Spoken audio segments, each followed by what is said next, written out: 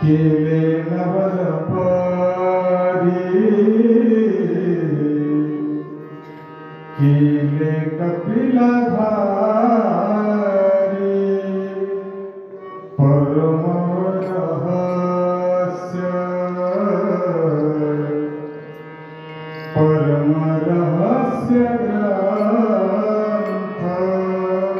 ग्रंथराज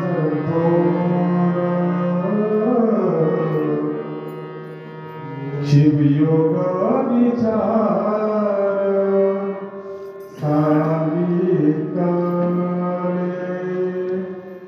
सांगितले ज्ञान निगमागमीचे सार वेदांताचे निभरले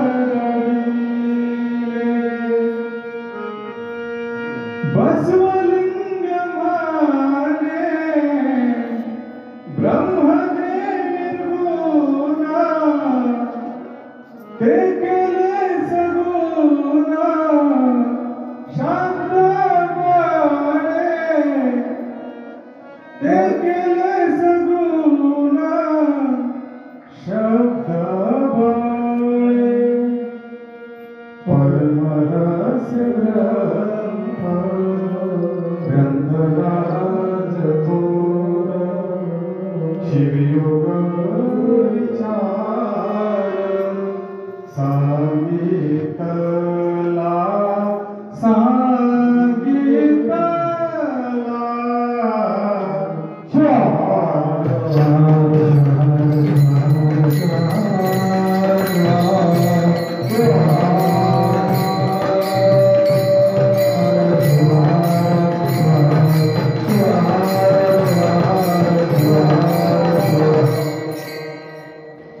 त्रैलोक्य संपदालेख्य संकुलेतनित्तये सच्चिदानंद रूपाय शिवाय ब्रह्मणे नमः यामाहु सर्वलोकानां प्रकृतिं शास्त्रभारताः तां धर्मचारिणीं शम्भो प्रणमामि परां शिवाम् अखण्डमण्डलाकारं व्याप्तेन सचराचरं तत्पदं दर्शितं येन तस्मै श्रीगुरुवे नमः महिम्नः भारं ते परमविदुषो यज्ञसदृशी सुधीर्ब्रह्मादीनामपि तदवसन्नास्त्वय्यः अथावाच्यः सर्वस्वादिपरिणामावधिगृणन् महापेशस्तोत्रे हरणिरप्रवादपरिकर वेदापरशिवा परब्रह्मा नेनवे तुझा महिमा साकार होनिया उर्वसे तू इच्छित आदियोगी अनंत कोटि ब्रह्मांड नायक कैलासपती आशुतोष भगवान शिव यांचे दिव्य चरणी प्रणिपात करून क्रांती सूर्य जगत ज्योती अण्णा बसवण्णा यांनाही हृदयामध्ये स्मरण करू सर्व संतांचे शिरोमणी संत शिरोमणी नमत माऊली यांच्या दिव्य अशा सानिध्यात त्यांच्या हृदयामध्ये स्मरण करून बरोबर चालू असलेला अखंड शिवनाथ सोहळा 47वा सोहळा माधवगावकर महाराजांचा त्यासाठी सर्व जमलेले इथे भाविक मंडळ ज्ञानरत्न तपोरत्न प्रभू पंडिताराध्य महाराज यांचे दिव्य चरणी अनंत प्रणिपात करू तसेच उत्कृष्ट कार्यशक्ती असलेले आमचे चंद्रशेखर शिवाचार्य महाराज यांच्याही चरणी नतमस्तक होऊन कीर्तन श्रवणासाठी कार्यक्रमासाठी लाभलेले उत्कृष्ट असे मदनवादक, उत्कृष्ट असे गायक, नावाचा परिचय नाही बरं का, तरी सुद्धा सगळ्यांना चरित्राप्रमाणे सांगू. आणि नाव महाराज शरीराला दिलेले आहे तसं बघितलं, आणि ज्यांनी नाव ठेवलंय त्यांनी पाठीवर मार खाल्ले. म्हणून बांधवाशो भक्तांचं स्वदेशी भुवनत्रय असं म्हणतात बरं का. आवर्जून ज्यांच्यामुळे मला सेवा प्राप्त झाली 2004 साली समाजरत्न पुरस्काराने पुरस्कृत असे आमचे चंद्रकांत पाटील बरं का, यांच्याही दिव्यचरणी साष्टांग प्रणिपात करून आमच्या सर्वांनी वादक सुंदर अशी सेवा देत आहेत. आणि बरं का, आणि पाटील पण आलेले आहेत आमच्याकडे, यांच्या सुद्धा दिव्यचरणी सगळ्यांच्या हृदय मंदिरात असणाऱ्या दिव्यच्या शिवप्रभूस साष्टांग दंडवत करून माझ्या भागातले, आमच्या भजनी मंडळातले आमचे धनुष्य मामा सुद्धा या ठिकाणी आवर्जून उपस्थित राहिलेले आहेत. बरेच प्रत्यक्ष अप्रत्यक्ष परिचित अपरिचित गायक, वादक, प्रवचनकार, कीर्तनकार, आजूबाजूचे सगळेजण यांच्या सगळ्यांच्या मंगलमय दिव्य अशा चरणी प्रणिपात करून सेवेला सुरुवात करू.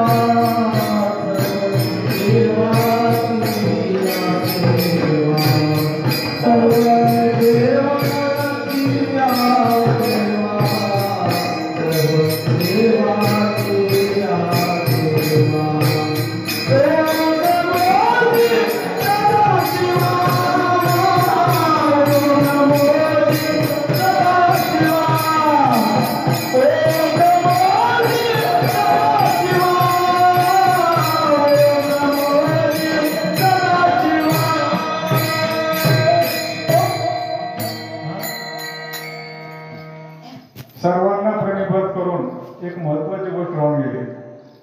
कीर्तनकाराचा, गायकाचा जीव की प्राण असलेला माईक सिस्टीम बरं का, हे सुद्धा सुंदर असं आहे, स्पष्ट आवाज येतोय. त्यांच्यासाठी तुम्हाला त्यांच्याही चरणी प्रणिपात करून बरं का. खरं तर मी का गडबड करायला लागलो, आपल्याला विनाच मिळाले 10 वाजता हाती, 10:30 आत्ता वाजले, 11 पर्यंत काय सांगणार आता. अभंगाचं निरूपण करायचं म्हणून थोडस गडबड होत असली तरी सगळ्यांच्या दिव्यचरणी नतमस्तक. कारण मी काय करतो, बांधवाशी भक्तांच्या स्वदेश भुवनत्रय म्हणल्यानंतर ते सगळ्यांना चालतात. पूर्ण त्रिभुवनातले जेवढे शिवभक्त आहेत त्या सगळ्यांना नमस्कार झाले बरं का. अभंग खूप खोलवरचा आहे.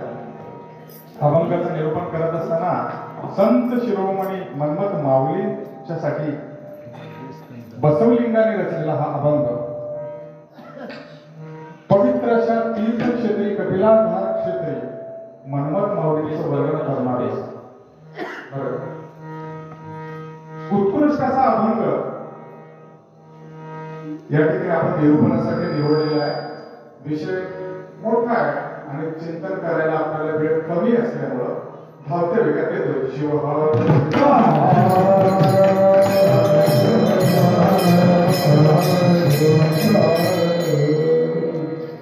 सोळावं शतक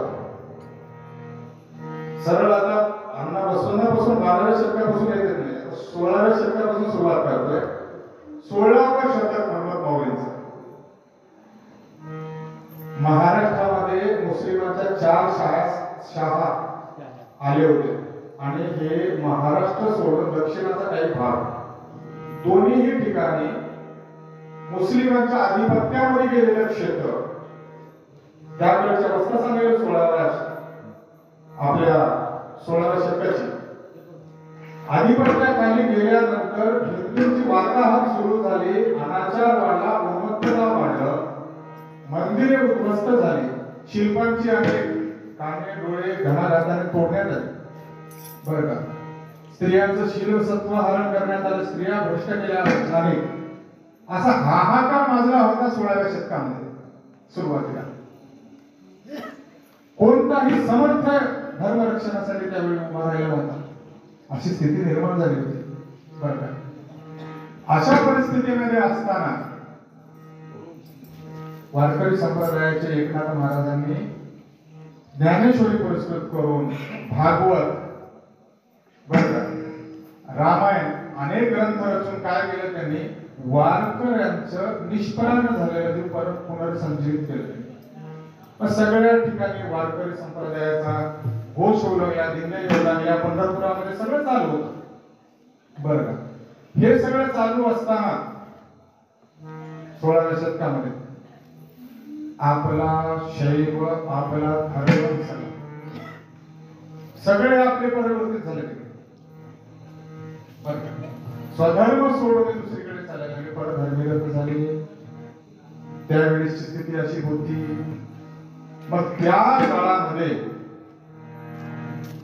मराठवाड्यातील कळंब या ठिकाणचे शिवलिंग स्वामी माहेश्वर कुलामध्ये अतिशय धर्माभिमानी, धर्मनिष्ठ, बरं का, आणि त्यानंतर नेकनूर येथील माता पार्वती, बरं का, या दोघांचं विवाह झालं.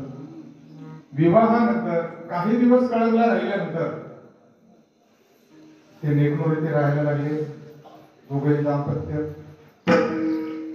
असं चालत असताना संसार सुखाचा चालत होता, आनंदित चालू होता. शिवलिंग स्वामींचा दररोज धर्मकार्य चालू होतं, नित्य नूतन पूजा चालू होतं, त्यांचं धर्मनिष्ठपणा सगळं चालू होता. पण सुखी संसारात काहीतरी कमी असते ना, आहे की नाही? परिपूर्णता इंग्रजीमध्ये म्हणे, no one is perfect in this world. जगात कोणीच पूर्ण नाही, आहे की नाही? काहीतरी थोडस त्याच्यामध्ये ठेवलं. तसं काय झालं, अनेक वर्ष झाली पण माता पार्वतीला मुलबाळ होत नाही नव्हतं. त्यांना जसं जसं वर्ष वाढत गेलं, जसं जसं दिवस जात गेले, तसं तसं त्यांची दुःख वाढत गेलं. दररोज खिन्नता वाढायची. कोणाचं दुसऱ्याचं लेकरू घेतलं तर सुद्धा ती बाई त्यांच्या हातातून काढून घ्यायची.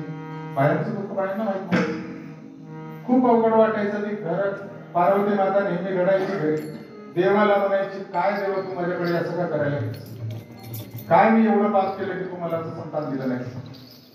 शिवलिंग स्वामी म्हणायचे, आपल्या कर्माचा, आपल्या प्रारब्धाचं देवाला काय घ्यायचे, म्हणून काय उपयोग होणार आहे. आपण काय म्हणून काय करायचं नाही. शांत हो. तरी सुद्धा माता पार्वतीचं मन काय स्थिर होईल. आणि काय झालं, एकदा असंच पुराण श्रवण करत असताना माता पार्वतीला प्रवचन पुराणामधला एक विषय आला, निपुत्र कासी गती नास्ती. ज्याला पुत्र नाही, संतान नाही, त्याला गती मिळत नाही, असा त्यांच्या कानावरचे शब्द पडले प्रवचनाचे. मराठीत कसं म्हणतात, आधीच हाऊस आणि वर पडलाय पाऊस.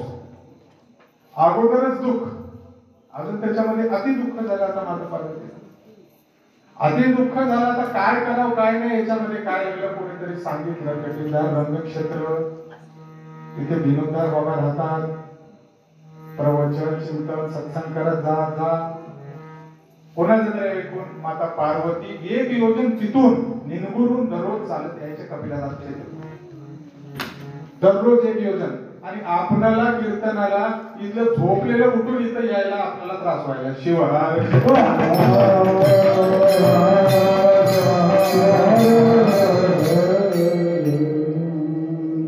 सांगायचं काय, परमार्थ हा नव्हे, लेकुराच्या गोष्टी येथे बाबा पोटी आणून सहज मिळत नाही. सहज मिळत नाही. माता पार्वती दररोज यायच्या, सत्संग गायचं, प्रवचन ऐकायचं. आणि हे सगळं सत्संग ऐकून, कीर्तन संकेत प्रवचन ऐकून, परमार्थ ऐकून मातेचं चित्त शांत होऊ लागलं. तिच्या मनातलं दुःख थोडंसं कमी होऊ लागलं. असे अनेक काळ लोटला बरं का. असं बराच काळ लोटल्यानंतर एका दिवशी अनायासे सहजपणे बसवराज गुरु मानव मठाचे बसवराज गुरुदेव काय केले, त्या मातेच्या घरी, पार्वती मातेच्या घरी आले. मातेला आनंद झाला. गुरुदेव अचानक सहज आपल्या घरात आले. त्यांनी काय केलं, मग गुरुपूजन केलं, गुरुतीर्थ घेतलं, प्रसाद केलं, गुरुला संतुष्ट केलं. मग गुरु त्याच्याने संतुष्ट होऊन काय म्हणजे, मला खूप आवडलं तुमची गुरुभक्ती आणि मी आशीर्वाद देतो, जा तुझ्या पोटाला स्कंद येईल. गुरूंचा आशीर्वाद, संतांचा आशीर्वाद जर नशिबात नसेल तरी त्या देवाला द्यावा लागतो बरं का. म्हणून आपण संतांकडे जायचं, संतांना माऊली म्हणतो. कारण का, संतच आपल्याला देऊ शकतात. देवाकडे काय, कर्माचं फळ तू देतो, कर्माचं फळ तू देतो. जे कर्म आहे तुम्हाला ते भोगावंच लागणार म्हणणार देव. संत म्हणतील नाही, द्या म्हणजे द्यायचं. असं झालं. मग त्यांचा आशीर्वाद मिळाला. काही दिवसात सुरू झालं. ते आशीर्वादानंतर अजून खुश हो.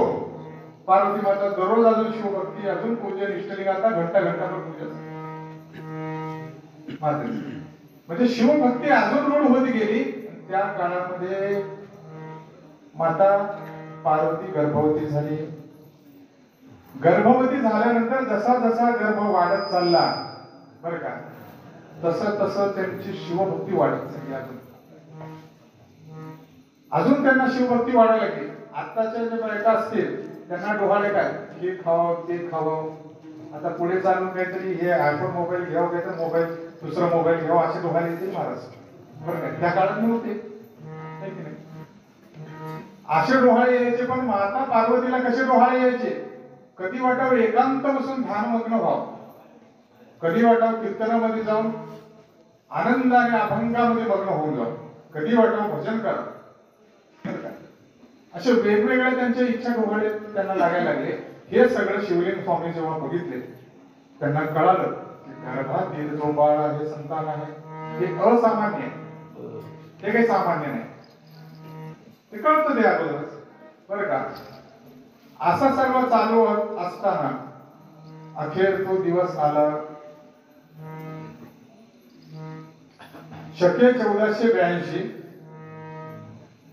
माघ शुद्ध पंचमी द्वितीय प्रहरी सोमवारी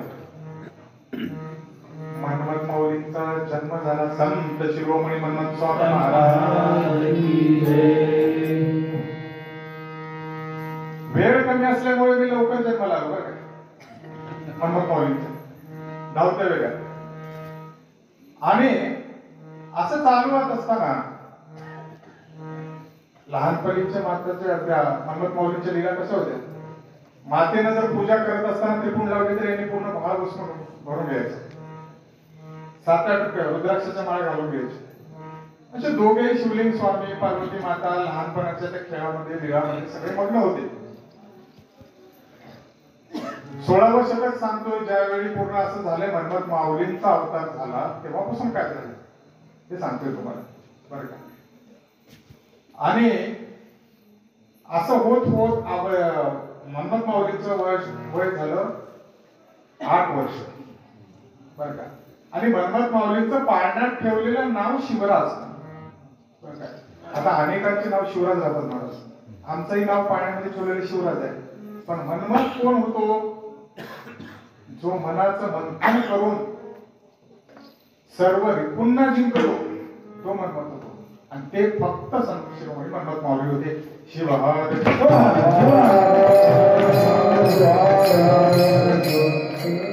नाव मन्मथ ठेवलं म्हणजे मन्मथ स्वामी झाला असं होत नाही. ते सांगतोय तुम्हाला. नाव शिवराज झालं म्हणून शिवराज होत नाही. म्हणून नावाला महत्व देऊ नका म्हणतो मी माझ्या कीर्तनात नेहमी सांगतो, ज्याची ऐकताना ती स्तुती आहे की नाही, स्तुती विषयाप्रमाणे महाराज पुढे जाऊन येत नाही. स्तुती गायकाची स्तुती ऐकली, गायकाला वाटते झालं मी खूप चांगलं झालं माझं, आता माझ्या पुढे कोणी नाही. खूप आहे पुढे, खूप आहे पुढे, आहे की नाही. आपण इकडे येऊन आवाज तर विषयाकडे गेले की दुसरीकडे जात येतात. मन्मथ माऊली 8 वर्षांचे झाले. 8 वर्षांचे झाल्यानंतर मग वडिलांना चिंता की इष्टलिंग दीक्षा द्यावं आणि गुरुग्रही अभ्यासात ग्रंथाभ्यास करण्यासाठी, शास्त्राभ्यास करण्यासाठी मन्मथ माऊलींना पाठवावं. बरं, मन्मथ माऊलीला त्या ठिकाणी पाठवलं तर काय, ग्रंथाभ्यास केल्याने, शास्त्राचा अभ्यास केल्याने बुद्धीचा विकास होईल. बुद्धीचा विकास झाला की कोणतेही कार्य सहज शक्य होतात. म्हणून त्यांना पाठवलं पाहिजे. माता पार्वतींना तर मात्र खूप अवघड वाटायला लागलं. एक तर एवढ्या वर्षांनी झालेलं मूल, बरं का, 7-8 वर्षासोबत राहिलं की मग अजून ते वियोग होणार त्याचा. अवघड आहे की नाही. कोणती माता जाऊन देईल. तरी सुद्धा जड अंतःकरणाने मातेनं मन्मथ माऊलींना मानूर मठात शिकवायला पाठवलं. माता घरी दरवाजातच रडत होती. मन्मथ माऊली मागे फिरून बघत वडिलांचा हात हातात घेऊन चालत होते.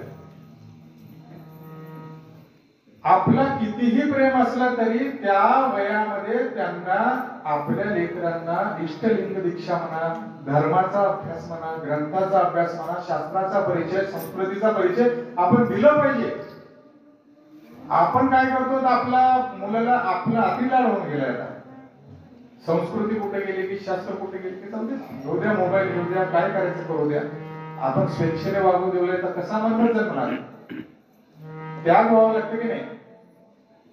मग मठामध्ये गेल्यानंतर मठामध्ये बसवराज गुरु त्यांना नम्रतेने प्रणाम केला. मन्मथाने केल्यानंतर तिथे ग्रंथाभ्यास सुरू झाला. ग्रंथाभ्यास सुरू झाल्यानंतर षडदर्शन, 6 शास्त्र, ब्रह्मसूत्र, गीता, वेदांत, ज्ञानेश्वरी, जे काही त्यावेळेस सगळं ग्रंथ साहित्य होतं ते प्रचलित होतं, ते सगळं मन्मथ स्वामी अभ्यास करू लागले.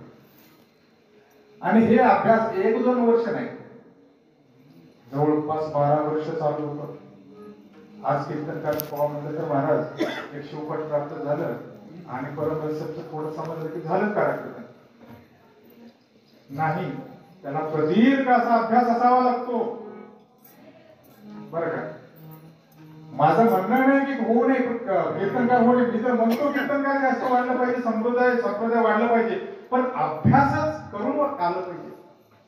आज फक्त जर आपण युट्यूबवरची कीर्तन ऐकून किंवा एखादी जोक ऐकून परमार्थ की नाही. काही ठिकाणी पटेल, आम्ही काही ठिकाणी गेलो, आम्हाला विचारतात महाराज गाव कसं आहे, काय करायचं. काय नाही महाराज थोडा हसवा झाला. असं चालू आहे बरं का परमार्थामध्ये. असं चालू आहे. हसवा म्हणजे आम्ही काही विदूषक आहे सांगायला. कीर्तन हे नवरसांनी युक्त असते, त्याच्यामध्ये हास्यरस आहे. पण केवढा असायला पाहिजे. तुमच्या भाजीमध्ये हळद केवढी असते तेवढंच त्याचं प्रमाण असलं पाहिजे. तेही जर बायांना खूप झोप येत असेल तर बरं का. पण काहीही केलं तर काही बायांची झोप जातच नाही. शिवहार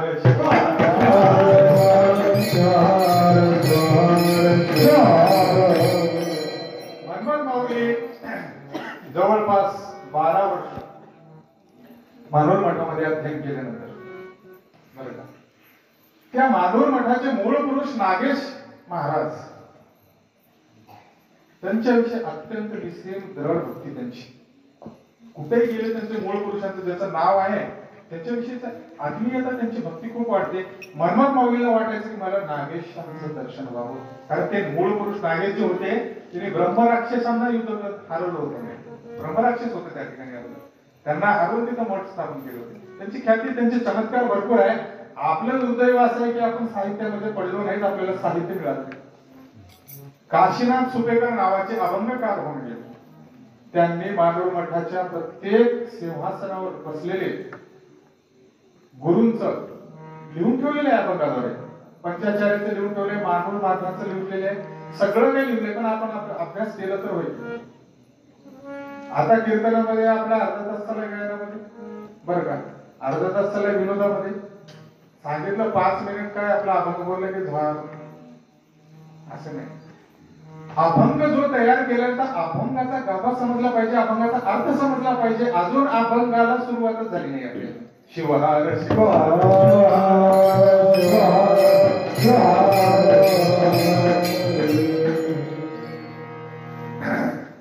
मानूर मठामध्ये असताना वेगवेगळ्या ग्रंथाचा अभ्यास केल्यानंतर नागेश स्वामींचं दर्शन व्हावं असं गुरुला म्हटल्यानंतर मला एवढा ग्रंथ अभ्यास करून सुद्धा नागेश महाराजांचं मला दर्शन का होत नाही. मन्मथ मौलीची खंत कृपा. मग बरे गुरु बसवराज म्हणाले मन्मथ हा त्याची वाट वेगळी आहे. अरे ग्रंथाभ्यास करून काय होणार आहे? तुला ग्रंथाभ्यास केलं तर तू एखाद्या मेलेला जर व्यक्ती असेल, मृत्यू पावलेला व्यक्ती आहे, तर तुला गीताचं पूर्ण सगळं ज्ञान त्याला सांगू शकशील ग्रंथाभ्यासानं. पण त्याच्या मनातले जे दुःख आहे ते दुःख तुला जाणवल का? त्याच्यासाठी अनुभूती पाहिजे, त्यासाठी भक्ती पाहिजे, प्रेम पाहिजे. म्हणून काही ठिकाणी भक्ती प्रेमाविना ज्ञान नको देव म्हटलं की नाही.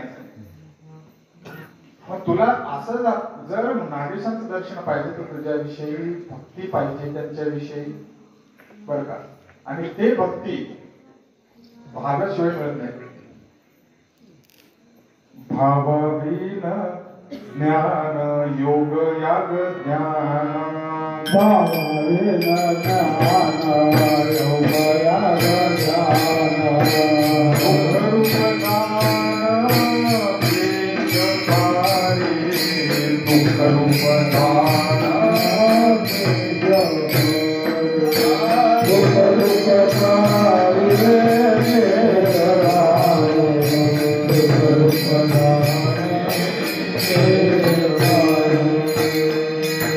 ग्रंथाभ्यास झाले, सगळे षडदर्शन वाचले, ब्रह्मसूत्र वाचले, सगळं काही अभ्यास केलाय असतो. पण भावाविना ज्ञान, जिथे भाव नाही तिथे देव नाही. भावाविन ज्ञान योग याग ध्यान, हे काय दुःख रूप जाणं, हे क्लेशदायक आहे, बरं का. याच्याने तुला काही कळणार नाही.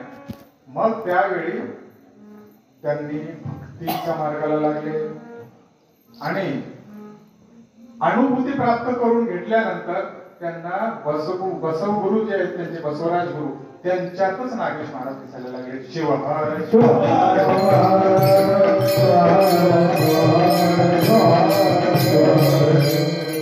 गुरु बसवराजामध्ये त्यांना नागेश महाराज दिसायला लागले. म्हणून तसं जर तुम्हाला जर भक्तीमध्ये जर प्राप्त करायचं असेल, तुमचा भाव जर असेल ना, प्रत्येकामध्ये तुम्हाला शिव दिसणार. म्हणून तर आपण प्रार्थनेमध्ये म्हणतो, जे जे दिसे दृष्टी पुढे हे भावाने प्राप्त होतं. असा बराच वेळ गेल्यानंतर, बरं का, आणि 12 वर्ष झाल्यानंतर मग आपल्या घरी जावं म्हणून बसवराजांची आज्ञा घेऊन मन्मथ मौली घराकडे निघाले. 8 वर्षात गेलेले लेकरू 12 वर्षानंतर आले. किती झाले ते वर्ष? 20 वर्ष. तरुण झाला मन्मथ मौली. मग तरुण मुलगा आल्यानंतर पहिल्यांदा माता पार्वती ओळखलीच नाही. नंतर ओळखल्यानंतर मात्र खूप आनंद झाला. आनंदाश्रू आले डोळ्यात. बसवलिंग स्वामी सुद्धा कवट्यावर मिठी मारली. शास्त्र संपन्न, शास्त्राचं ज्ञान घेऊन मुलगा आला. कधी कधी काय व्हायचं, शास्त्र पुराण चर्चा वगैरे व्हायची घरी, वेगवेगळ्या विषयावर चर्चा होत राहायची घरी. पण मन्मथ मौलीने जे ज्ञान जे असते ना, महाराज शांत बसून देत नाही. संवादनीचं ज्ञान शांत बसून नाही. वेगवेगळे राग घेऊन घ्यावं वाटते अजून, आहे की नाही. गायकाचं ज्ञान अजून काहीतरी वेगळं शिकावं म्हणते. मृदंगाचे बोल काय तेवढेच बसून नाही, अजून भरपूर राहतात. हरिदास म्हणायचे गायक होते माहितीये का? गायकासाठी सांगतो. गायक आपल्याला उत्कृष्ट छान छान छान म्हणतो की नाही. एकदा अकबरला काय वाटलं, अकबर म्हणले तानसेन म्हणले तुझा एवढा सुंदर आवाज आहे, तुझ्यापेक्षा जगात कोणी चांगला म्हणणार नसेल. अकबरांनी सांगितलं तुझ्या एवढं तर कोणी नसेल बरं का, तुझा आवाज एकदम अत्यंत सुंदर आहे. तू महाराज तसं नाही म्हणले, माझ्या गुरुचा आवाज माझ्यापेक्षा खूप सुंदर आहे. म्हणजे का, मी म्हणतो तुम्हाला आनंद प्राप्त होतो, पण आमचे गुरु हरिदास म्हणून आहेत, त्यांनी जर म्हणायला लागले तर समाधीच राहते. तर समाधी लागते म्हणून हे तानसेन तर म्हणाले, पण आख्यायिका अशी आहे, हरिदास जर गायला लागले तर मंदिरातली मूर्ती म्हणे चालत चालत चालत ते गाणं ऐकायला.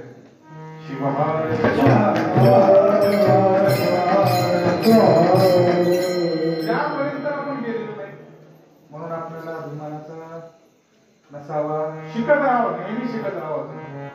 माऊलींना काय झालं, असंच काहीतरी ज्ञान जे आहे ना, अजून काहीतरी शिकावं, अजून काहीतरी करावं, काय कवित्व करावं, असं कारण ते ज्ञान जे 12 वर्षाचं होतं ते काय करावं, कोणीतरी आपल्याला दाद द्यावं असं प्रत्येकाला. ह्याला लोकेशना म्हणतात महाराज.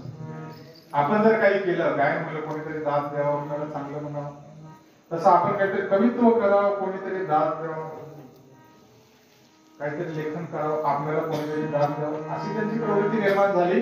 त्या प्रवृत्तीतून त्यांनी काय केले, पहिल्यांदा लक्ष्मी मातेची लावणी लिहिली. लक्ष्मी मातेची लावणी लिहिल्यानंतर मात्र हळूहळू ते शाहिरीकडे वळले. शाहिरी करू लागले, अनेक ठिकाणी शाहिरी करत गेले. एका ठिकाणी दाद मिळालं की त्याच्या ठिकाणी प्रत्येक, आता जिंकले नेनो शाहिरी असं म्हणतो, अनेक शाहिरांना जिंकलं. वाराणसीमध्ये सुद्धा अनेक ठिकाणी त्यांनी शाहिरी करून प्रत्येकांना हरवलं, त्या शाहिरीमध्ये जिंकलं. हे सगळं तिकडे चालू होतं, पण इकडे माता पितांना माता वाईट वाटायला लागलं. कुठे शास्त्रांचा अभ्यास आणि कुठे लावण्याचा ध्यास. आमचा बुद्धी संपन्न झालेला शास्त्र संपन्न झालेला मन कुठेकडे वाहत चाललाय, वाटलं की नाही. मग हीच गोष्ट अशीच बसवराजांच्या कामी गेली. बसवराजांच्या कामी गेल्यानंतर बसवराज मग मन्मथ माऊलींना बोलावले. मन्मथ माऊलीला बोलल्यानंतर मन्मथ माऊली बसवराजांच्या समोर जाऊन आज्ञा करा गुरुराज, काय म्हणतात, त्याच्यासाठी मला बोलावलं, त्याच्यासाठी पाचारण केलं मला. तर आताचे जो गुरु असते तर शिवाय हे काय चालू आहे, असं काय चालू आहे, कसं काय चालू आहे, असं केलं ऐक नाही. तर बसवराज गुरुने हसून सांगितलं त्यांना, म्हणजे मन्मथ हा तू षडशास्त्र ज्ञानी आहे, अनेक शास्त्रांचा अभ्यास केलेला आहे बरं का. तुझा जे शब्द आहे तो समुद्रापेक्षा खोल असा शब्द आहे तुझा, आणि तू ते कशासाठी वाया घालवतोस, सौंदर्याच्या लावण्याच्या सौंदर्याच्या निर्मितीसाठी तू हे वाया घालवतोस. अरे काय आहे शरीरात म्हणले महाराज, आयुष्य संपल्यानंतर सायंकाळ होणार आहे याचं, हे शरीर ज्यांचं त्यांना द्यावं लागणार आहे, त्या शरीरामध्ये तुला मन कधी दिसतं का कोणाचं. मग तू काय शरीराच्या पलीकड शाश्वत वैभवाचं तू लेखन करायला सुरू कर. नश्वर देहाविषयी काय लिहायला लागलं असं म्हटल्यानंतर त्यावेळी त्यांचं मन बसवराजांनी वळवलं. मग त्यांची लेखणी अभंग लेखन करायला सुरुवात केली.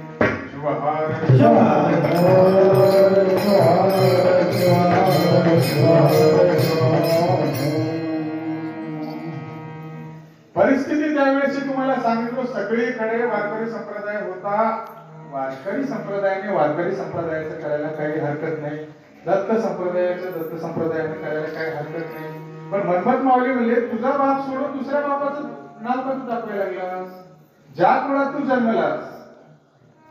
परमरस्यामध्ये एक वेळ महाराज, जरी स्वधर्म सोडून आपुला परधर्म स्वीकारिला, अधोगती नरक प्राप्त तयारा होण्याची मुखे देवी. हा बरोबर आहे.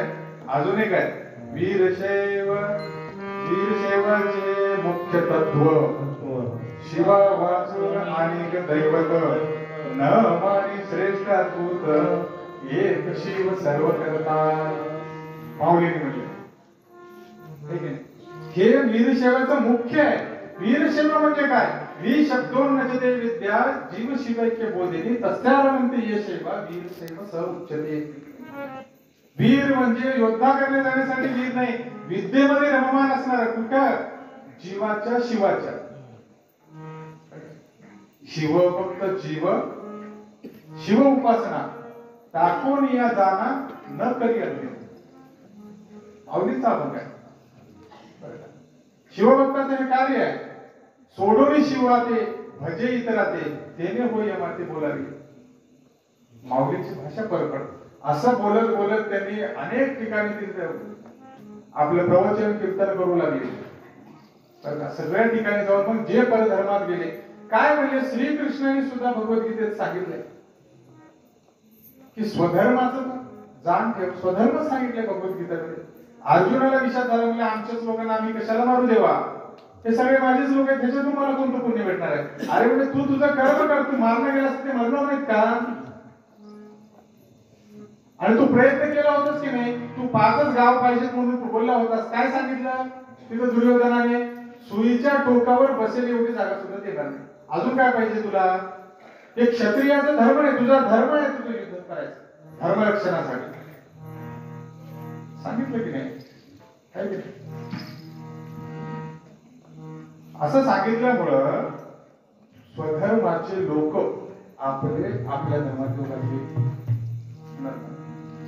असं कार्य चालू राहिलं बरं का. आणि तसं करत असताना त्यांना काय वाटू लागलं की हे का चाललंय दुसरीकडे? का तिकडे भजनाची निर्मिती आहे, भजन पद्धती रूढ झालेली आहे, त्याच्यात आनंद आहे. मग भजनी मालिका सुरू केली, अभंग रचले. मग त्यांनी काय केलं की या सगळ्या लोकांना जागृत करण्यासाठी काय करावं आपण? ग्रंथ लिहावा. मग त्यांनी एक सगळ्या लोकांसाठी उपयुक्त असा ग्रंथ लिहिला. त्याचं नाव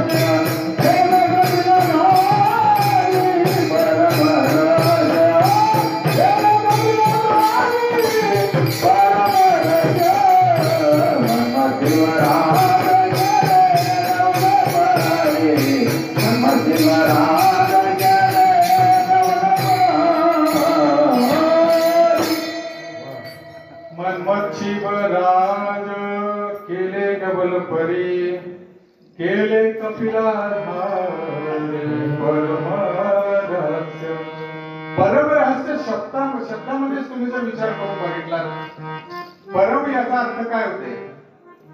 सर्वोत्तम, अंतिम, त्याच्या पुढचं अजून काहीच नाही, तेच शेवटचं.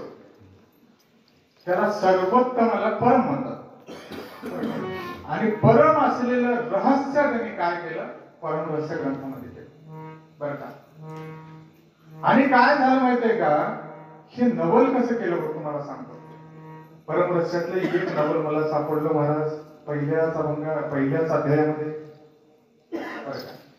जगातले सगळे शास्त्र संप्रदाय जर मोक्ष प्राप्ती करायची म्हणलं तर फक्त 4 प्रकारचे मोक्ष सांगतात. तुम्हाला मुक्ती मिळवायची आहे तर 4 प्रकारची मुक्ती आहे: सलोकता, समीपता, सायुज्यता, सर्वता. हे 4 प्रकारची तुम्हाला मुक्ती सांगण्यात आली. पण मनमत माऊलींनी पहिल्यांदा 5वी ती मुक्ती सांगितली, त्याला म्हणतात निर्गुण सायुज्यता.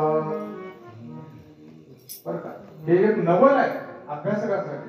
आपण तिकडे जातच नाही, आपण त्या मार्गाला जातच नाही, अवघड होत. कळणार कसं? गुरु काय सांगितलंय? पहिलं अध्याय सांगत असते वेळेस काय सांगितलं मनमत माऊलीने?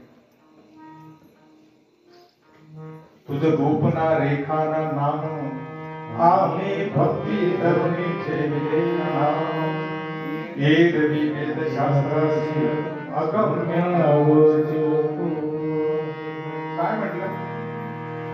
जे परब्रह्म परशिव आहे ना, तो खर तर रूप नाही, रेखा नाही, नाम नाही, तो परब्रह्म स्वरूप आहे. म्हणून पुष्पदंत आहेत ना, महिम्नामध्ये म्हणतात महिम्नः पारं ते परम विदुषोऽस्य सदृशी स्वधीर ब्रह्मादीनां विदधवसन्नास्त्वैतिरम् अथा वाच्यः सर्वं स्वमति परिणामावनिगुणम् ममापेश स्तोत्रे हरनिरपवाद परिकर. पण आम्ही शिव महिमेला पण सोडून टाकले. काय म्हटलं पुष्पदंतांनी भगवान शिवाची स्तुती करताना? आणि मनमत माऊलीने सुद्धा शिव महिम्यावर टीका लिहिली माहितीये का? आपलं दुर्दैव आपल्याला ते भेटलेलं नाही अजून. आता काळासोबत कुठं कुठं गेली, शोध प्रकार चालू आहे. महिम्नः अपारं ते परम विदुषो ते सदृश.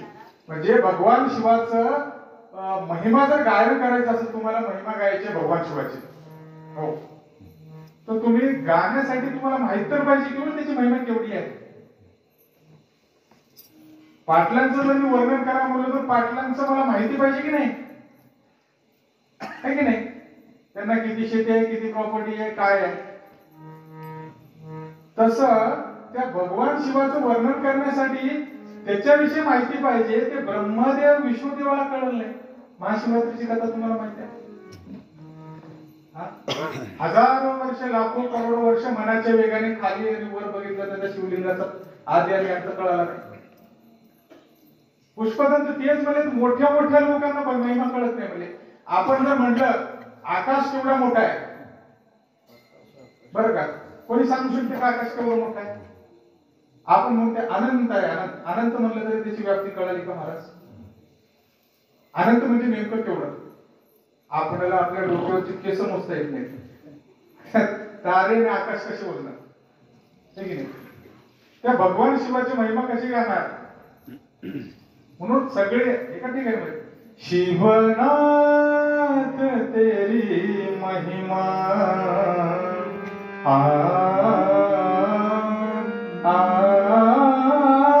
शिवनाथ तेरी महिमा जब तीनों लोक गाए नाचे धरा गगन तो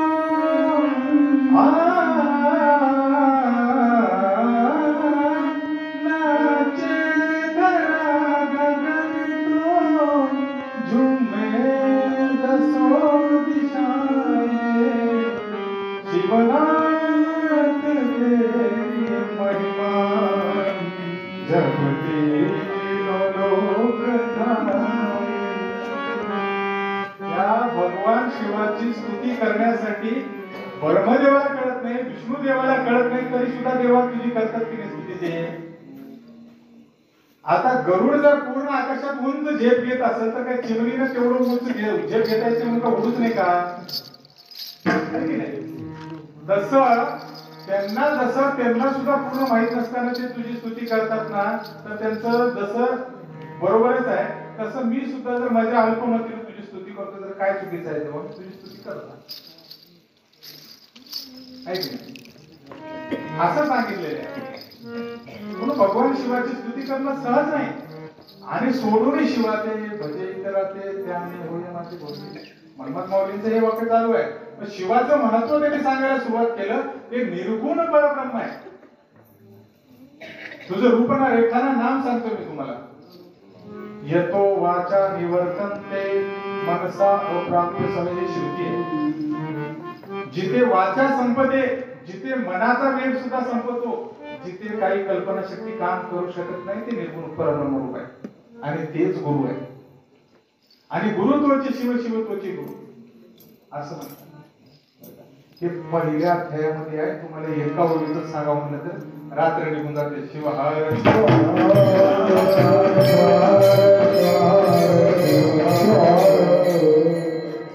परमरहस्य ग्रंथाविषयी आमच्या कीर्तनकार महाराजांना बोलतो महाराज, अध्ययन करा, त्याच्यातले अजून वेगवेगळे अर्थ शोधा, गुणार्थ शोधा.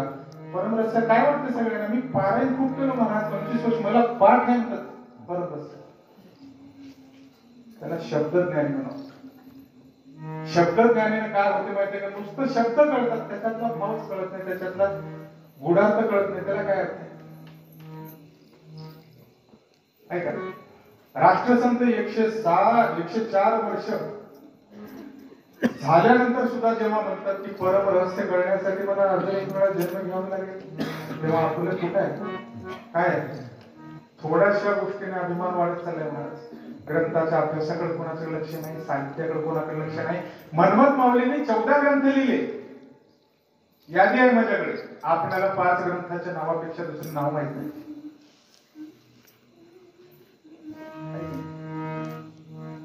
मनमथ शिवराज केले नवलपरी, केले कपिलाधारी परमरहस्य. आणि त्या 14 ग्रंथामध्ये परमरहस्य हे ग्रंथराज ठरलं. त्याचं कारण काय? तर त्याच्यामध्ये शिवयोग विचार सांगितलेला आहे. अभंगाचा दुसरा चरण. परमरहस्य ग्रंथराज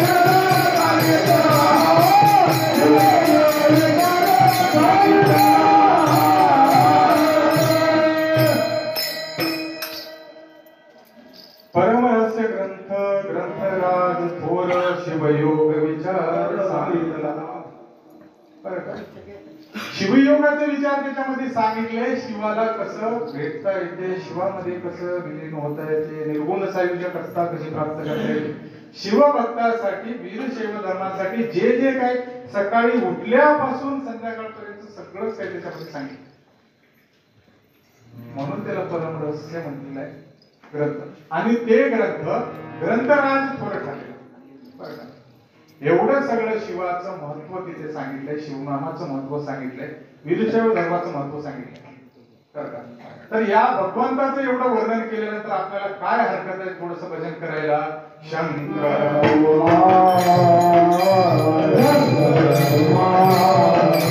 शंकर